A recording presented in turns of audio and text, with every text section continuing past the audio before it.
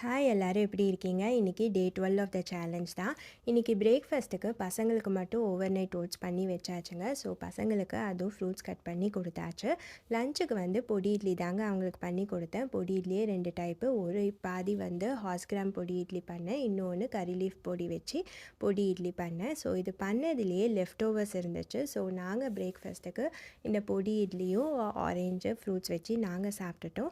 இன்றைக்கி ஒரு பூஜை இருந்ததுனால லஞ்சு கொஞ்சம் எலாபரேட்டாக தான் பண்ணியிருந்தேன். ஸோ மில்லட் ஆஸ் யூஷுவல் வச்சுட்டு நிறைய வெஜிடபிள்ஸ் போட்டு சாம்பார், கீரை கூட்டு, கேபேஜ் பொரியல், காலிஃப்ளவர் கேப்சிகம்லாம் போட்டு ஒரு சாட்டே பண்ணிவிட்டு பாயாசம், வடை, அப்பளம் தான் பண்ணியிருந்தேன். ஸோ பிரேக்ஃபாஸ்ட் சாப்பிட்டுட்டு நான் எப்பயும் பண்ணுற மாதிரி யோகா எக்ஸசைஸ்லாம் பண்ணி முடிச்சுட்டேன். அதுக்கப்புறம் சமைக்கிறதுலேயே கரெக்டாக இருந்துச்சுங்க. ஒரு 2 ஹவர்ஸ் ஆச்சு இதெல்லாம் பண்ணி முடித்து க்ளீன் பண்ணதுக்கு.